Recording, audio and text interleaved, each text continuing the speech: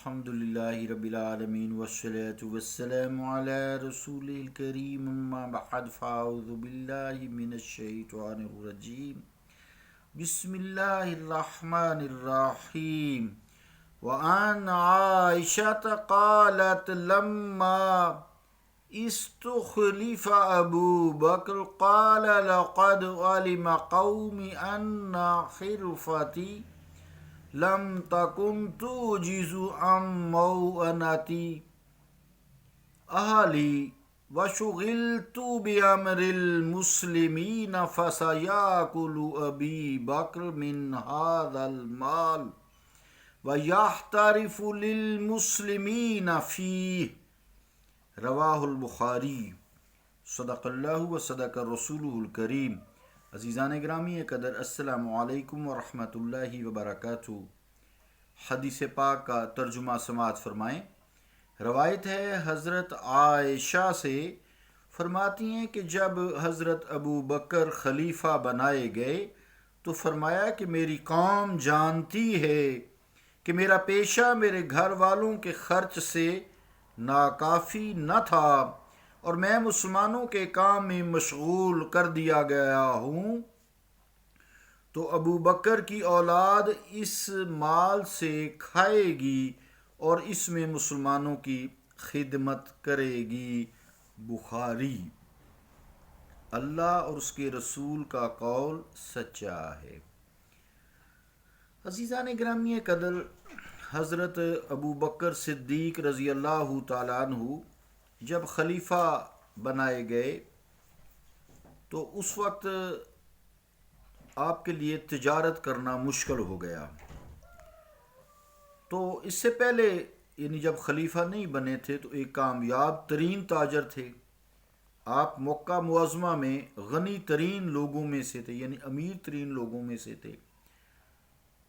جیسا کہ رب تعالیٰ کے ان کے متعلق فرماتا ہے وَلَا يَأْتَلِ أُولُو الْفَضْلِ مِنْكُمْ وَسَعَةٍ۔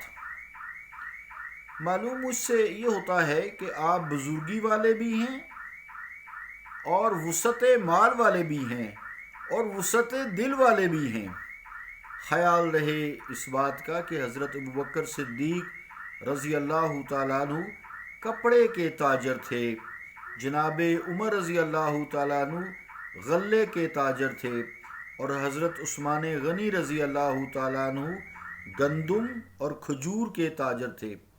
اور حضرت عباس رضی اللہ تعالیٰ عنہ عطر کے تاجر تھے۔ بہترین تجارت کپڑے کی ہے، پھر عطر کی ہے۔ حدیث شریف میں آتا ہے کہ اگر تم اہل جنت کا پیشہ کرنا چاہتے ہو تو کپڑے کی تجارت کرو۔ حدیث پاک کا مفہوم یوں ہے کہ اب چونکہ مجھے لوگوں نے خلیفہ بنا دیا ہے اور حضور کریم صلی اللہ تعالیٰ علیہ وآلہ وسلم کے فرمان کے مطابق میں خلیفہ بن گیا ہوں، اب یہ خلافت کا بوجھ ہے، اس بوجھ کی وجہ سے اب میں تجارت یا کاروبار نہیں کر سکتا، چونکہ میں نے مسلمانوں کی خدمت کرنی ہے، ملکی انتظامات کرنے ہیں، جہاد وغیرہ کی تیاریوں میں نے اپنے آپ کو وقف کر دیا ہے، لوگوں کے لیے میں نے اپنے آپ کو وقف کر دیا ہے۔ اس لیے اب میرے اور میرے اہل و عیال بیت المال کی جو رقم ہے اس سے خرچ کریں گے۔ میری تنخواہ بھی بیت المال سے ہوگی اور اتنی ہی ہوگی جتنی مجھے ضرورت ہے، اتنی ہی ہوگی جتنی مجھے ضرورت ہے، اور اتنی ہی میرے گھر والوں کے لیے وہاں سے روزی آئے گی جتنی ان کو روزانہ کی ضرورت ہے۔ اس حدیث پاک کی بنا پر جو علماء متاخرین ہیں وہ فرماتے ہیں کہ اگر امام، مؤذن، دینی مدرسے، مفتی، قاضی کی تنخواہیں محکمہ اوقاف سے ادا کی جا سکتی ہیں، بیت المال سے ادا کی جا سکتی ہیں، چونکہ وہاں مال زکوٰۃ آنا ہے، خراج آنا ہے جو غیر قوم کافروں سے لیا جاتا ہے، جزیہ آنا ہے جو کافروں سے لیا جاتا ہے، صدقہ آنا ہے، خیرات آنی ہے، صدقہ فطر آنا ہے، قربانی کی کھالوں کرنی، مین زکوٰۃ آنی ہے، بیت المال میں، تو اس شرط پر وہاں دی جا سکتی ہے چونکہ دین سے روزی کمانا ممنوع ہے۔ وَلَا تَشْتَرُوا بِآيَاتِ ثَمَنًا قَلِيلًا وَإِيَّايَ فَاتَّقُونِ، میری آیتوں کو داموں کے، تھوڑے سے داموں کے عوض نہ بیچا کرو اور مجھی سے ڈرا کرو، سورہ بقرہ میں ہے۔ تو دین فروشی نہیں کر سکتے، لیکن اگر کوئی شخص مخلص ہے، دین کا صحیح خدمت گزار ہے، مؤذن ہے، امام ہے، خطیب ہے، مفتی ہے، قاضی ہے، جو بھی دین کی خدمت کرتا ہے صحیح معنوں میں، بشرطے کہ وہ فرقہ واریت نہیں کرتا، پارٹی بازی نہیں کرتا، سارا کچھ زکوٰۃ بیچ میں سے اچک نہیں لیتا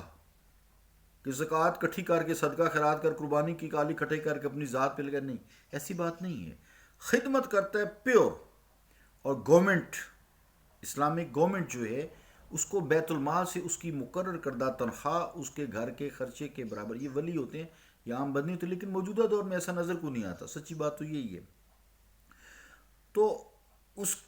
کی تنخواہ، اس کے اخراجات، اس کی ضروریات زندگی، اس کو تحفے تحائف، یہاں تک کہ جیسے عید وغیرہ آتی ہے، وہ بیت المال سے دیا جا سکتا ہے۔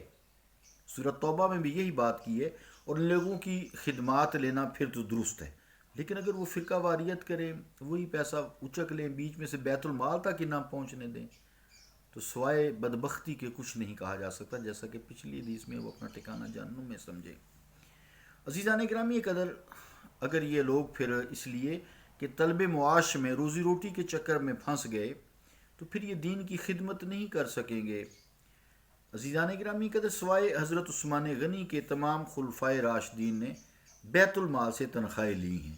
بیت المال کو بھرنے کا بھی انتظام کیا ہے۔ یہ نہیں کہ لوگ بیچ میں سے زکوٰۃ وہاں جمع ہی نہ کرائیں، بیچ میں سے بینرز، فلیکسز جیسے آج کل چل رہا ہے، بینرز لگا کے، کاپیاں وہ چھپوا کے، ایجنٹ چھوڑ کے پھر 25% ان کو دیتے ہیں، پھر گلی گلی، محلے محلے، ادارے دفتروں میں، ادھر ادھر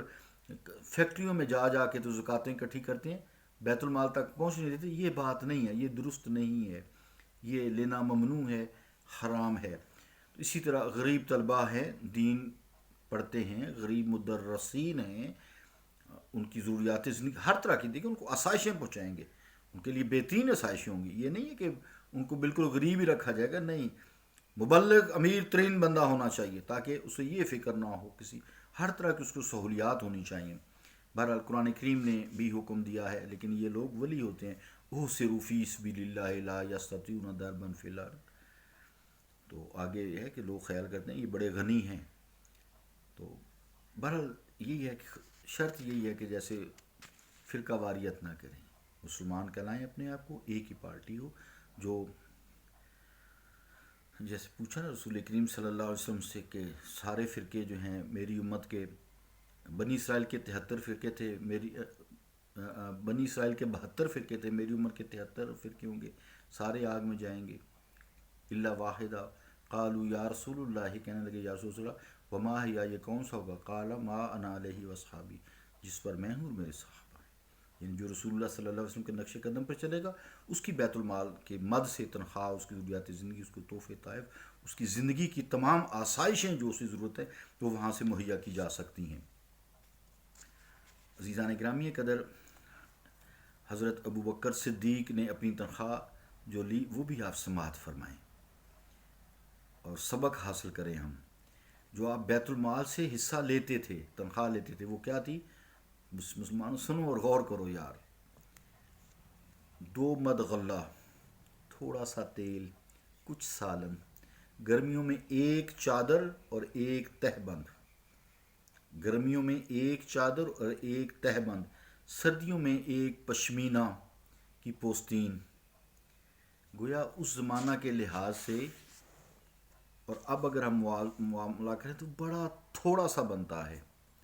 اللہ رب العالمین جو ہے ہمیں ہدایت عطا فرمائے،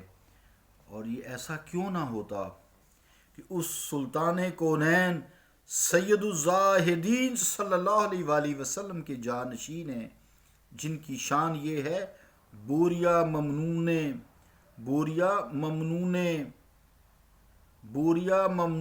خواب راختش، تاج کسرا زیر پائے آمتش، عزیزان گرامی قدر اب تو خیر گرا دیے گئے ہیں. اگر کوئی گھر دیکھے پرانے، اگر کوئی فوٹوگرافی مل جاتی ہے تو حضرت عمر فاروق، حضرت صدیق اکبر رضی اللہ تعالیٰ عنہ کے مکانات دیکھے